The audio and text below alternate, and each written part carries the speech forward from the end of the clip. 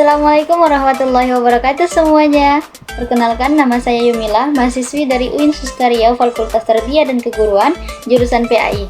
Di video kali ini saya ingin kita sama-sama mempelajari tentang geopolitik. Semoga video ini bermanfaat ya. Selamat menyaksikan.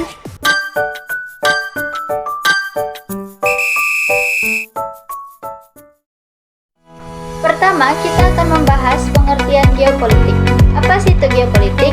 Untuk pengertian geopolitik terdiri dari dua kata, yaitu geo yang berarti bumi dan politik berasal dari bahasa Yunani, yaitu politia, di mana poli artinya kesatuan masyarakat yang berdiri sendiri dan teia artinya urusan.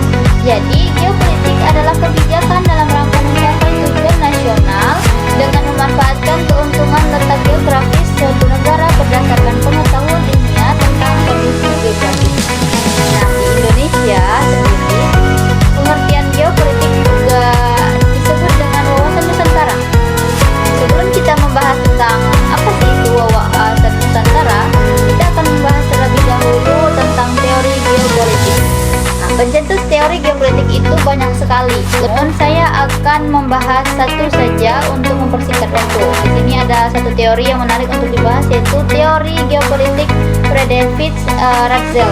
Nah, pokok-pokok teori Ratzel ini disebut dari ruang, menyebutkan bahwa yang pertama, pertumbuhan negara mirip dengan pertumbuhan organisme, yaitu makhluk hidup yang memerlukan ruang hidup yang cukup agar dapat tumbuh dengan subur melalui proses lahir, tumbuh, berkembang, mempertahankan hidup, menyusut dan akhirnya mati.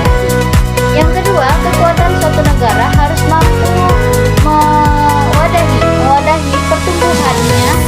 Nah, makin luas ruang dan potensi geografi yang ditempati oleh kelompok politik tadi, dalam arti kekuatan makin besar kemungkinan kelompok politik itu tumbuh.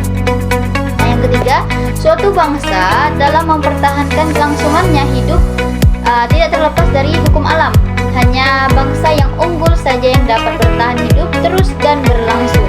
Pembahasan selanjutnya itu tujuan mempelajari konsep geopolitik. Nah, perspektif geopolitik menyadari makna penting hidup bersama dalam ikatan kebangsaan. Nah, yang kedua tujuannya adalah perspektif geopolitik dapat menyatukan visi, misi, dan tujuan kita dalam melakukan kehidupan bangsa. Kemudian kita masuk ke pembahasan Nusantara sebagai geopolitik Indonesia seperti yang saya sebutkan di awal tadi. Sekarang kita pertegas bahwa wawasan Nusantara atau cara pandang bangsa tentang diri dan lingkungannya. Sumbernya tentu saja diambil dari Pancasila dan Undang-Undang Dasar 1945, yaitu pertama, kata wawasan mengandung arti pandangan, tinjauan, penglihatan atau tanggap indrawi. Sedangkan istilah Nusantara dipergunakan untuk menggambarkan kesatuan wilayah, perairan, dan gugusan pulau-pulau Indonesia yang terletak di antara Samudra Pasifik dan Samudra Indonesia, serta di antara benua Asia dan benua Australia.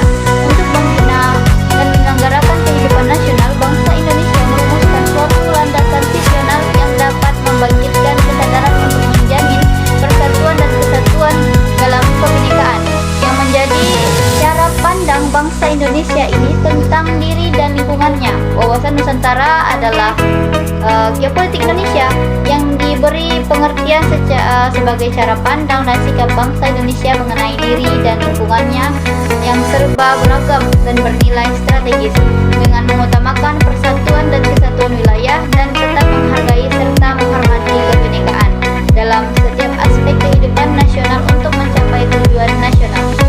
Tadi prinsip-prinsip awal itu dimaknakan asas-asas, atau asas itu adalah yang melandasi pergerakan. Makanya wawasan Nusantara didasarkan atau asasnya adalah satu, kepentingan dua kesamaan, keadilan, kejujuran, solidaritas, koordinasi, dan kerjasama, kesetiaan terhadap ikrar bersama.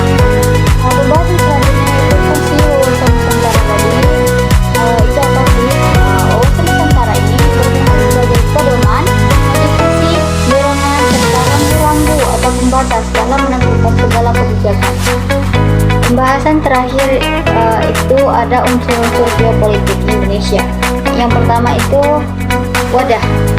Nah, Unsur ini terdiri dari wujud wilayah yang ditentukan oleh lautan dan gugusan ribuan pulau, tata inti organisasi yakni sistem pemerintahan, dan tata kelengkapan organisasi tentang kesadaran politik dan bernegara. Nah, yang kedua itu unsurnya ada inti. Inti geopolitik di Indonesia tercermin dalam perspektif kehidupan manusia Indonesia yang memiliki cita-cita bangsa Indonesia yang tertuang di dalam pembukaan Undang-Undang Dasar 1945 tadi. Nah, unsur yang ketiga itu tata laku. Tata laku memiliki dua unsur, yakni tata laku batinia yang terbentuk karena kondisi dalam pertumbuhan hidupnya, dan tata laku lahiriah, yaitu tentang tata cara perencanaan, pelaksanaan, serta pengawasan. Mungkin cukup itu yang bisa saya sampaikan, kurangnya saya mohon maaf, apalagi salahnya. Saya akhiri dengan wabillahi taufiq wal hidayah. Wassalamualaikum warahmatullahi wabarakatuh. Sampai jumpa di video selanjutnya. Bye bye.